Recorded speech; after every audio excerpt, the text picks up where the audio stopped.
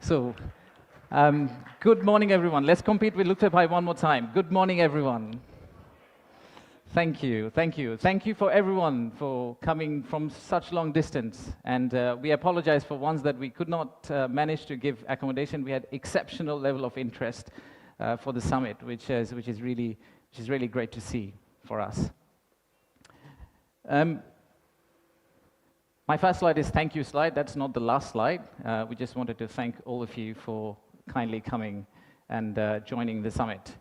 So the purpose of the summit is today, sitting in this forum, we would like to say that we are open for business, and we're really committed to win business from all of you. And to do that, we have already thrown Lutfi Siddiqui at you, not literally, but verbally. We'll also throw a Nobel Prize winner at you.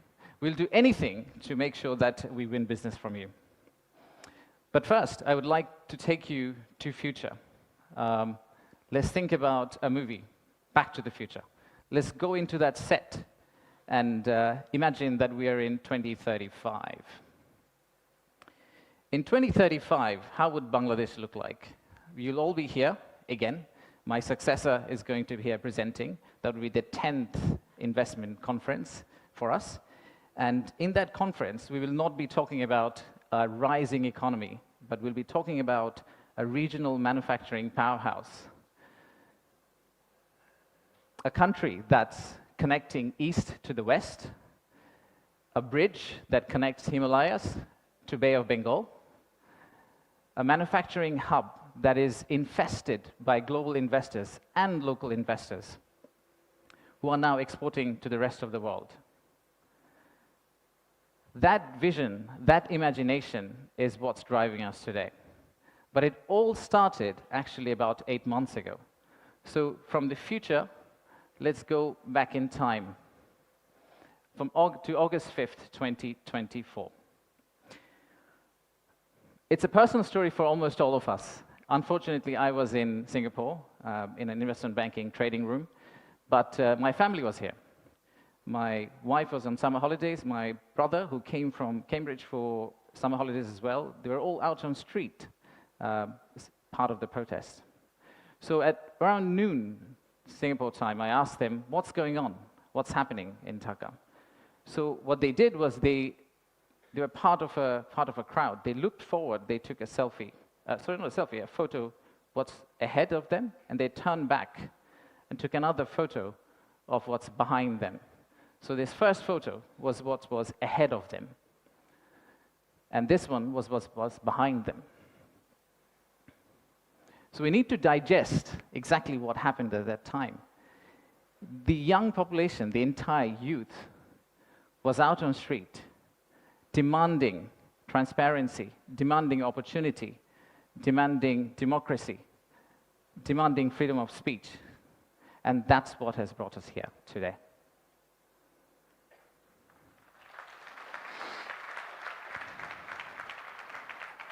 So today, the expectations are very high.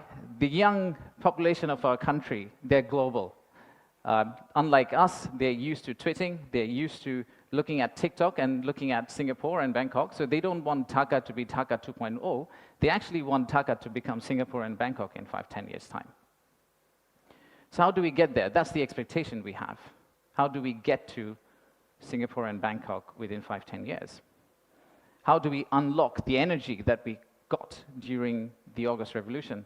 How do we harness that energy and convert it into employment generation and industrialization? The story for Bangladesh was always there.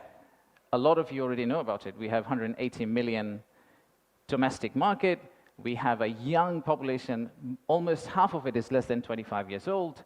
The middle and affluent class is about 35 million people, which is as big as the Malaysian total population. We have many, many other factors that has led to where we are today.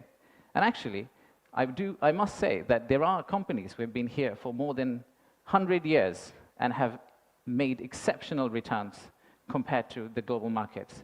So if you look at some of these companies who have actually operated in Bangladesh for a long, long time, the returns they have got in Bangladesh is actually significantly higher than the global average. And today, we also have a fantastic news that one of our own startups called ShopUp, the news came out about an hour ago in Bloomberg that the Saudi sovereign PIF, their investment arm called Sanabil Investments, they have actually co-led a round of $110 million US, along with Peter Thiel's Valor Ventures, to invest in one of our own startup to go global. So let's give a big round of applause to ShopUp.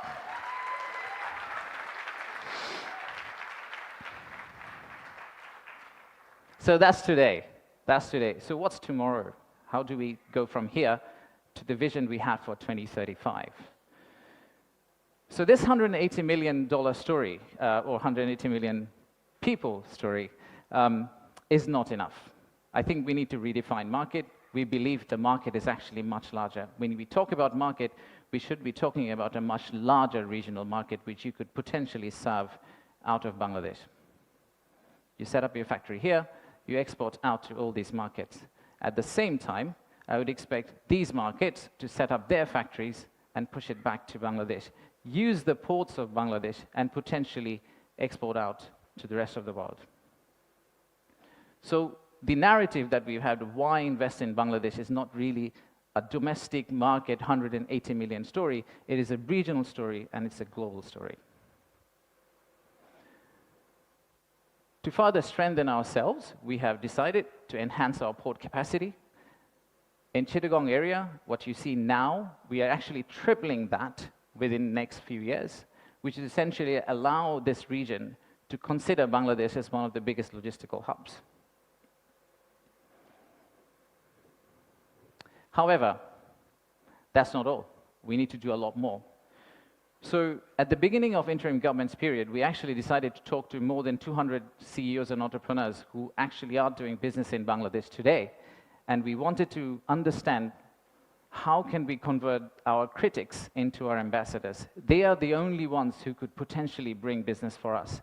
They are the only ones who, if they travel abroad and say Bangladesh is a great place for business, that's when we are likely to get more investment. So we divided all their complaints into two groups, or the solutions that came out of their complaints. The list of challenges are very long. It's from the Earth to the moon and back. But we whittled it down to a few action items, some of which are short-term wins, so some of that you see here, some of which are actually long-term policy reforms that we would like to also undertake and set the direction of travel for the country in the right course so that the incoming government, the next government, the political parties who come and start driving this economy, they can follow the same script for us. I'll give you a few examples. Let's start with, we talked about a true one-stop service. There are two elements of one-stop service. The first one is the human element, and then there is the digital element. In the human element piece, what we have decided to do is we are going to co-locate the primary agencies, the high touchpoint agencies for our investors in one location. So that instead of the investors walking around different ministries, and we have a lot of them in Bangladesh, they all come to one office and they end up meeting everyone. We've also decided, like banks, and I am from banking, I guess that helped, that we are going to set up a relationship management team under BIDA. What it would essentially do is, just like a corporate banking, relationship banking manager, he would hold hand of the investor and walk them around the landing process. Let's take another example. Our friends in National Board of Revenue helped us set up the authorized economic operator. It's essentially the green channel, or widely known as the green channel setup, where if you're a good customer, you are able to circumvent some of the custom checks and fast-track your process through the ports. That has been picked up as one of the biggest challenges that we have, the time it takes to go from your factory all the way to your customer. And finally, let me show you one more example of policy change. So as you all know, there are many government agencies. We also know there's private sector. The dialogue between private sector and government agencies has not necessarily always been the most collegial. So how do we break that apart? The first thing we need to do is to club the government agency into one. We need to show one face. We need to be one outfit for our customers, our investors. And then create a bridge between our private sector and the government of Bangladesh. So what we are planning to do is to set up a private sector advisory council that will actually counsel the head of state directly on a regular basis, essentially voicing the changes that they would want to drive the economy forward. So these are some of the examples of what we are planning to do. And if we are able to do that, we do believe that we will get to the end, the vision we have for 2035. Now, of course, there are many, many other factual reasons, statistics, tables, Excel files that I can share with you to tell you why you should invest in Bangladesh. In fact, the next slide will have a QR code which you can scan and download, which will have essentially this presentation. So you didn't have to take the photos of the presentation, by the way. You will have this presentation, and you will also have an appendix of facts and figures and why we think competitively we're actually in a very better place than our competitors. So please watch out for the QR code. But before I go there, I would really like to finish off with this. There are economic reasons to invest in Bangladesh, but I really don't want you to invest in Bangladesh for the economic reasons.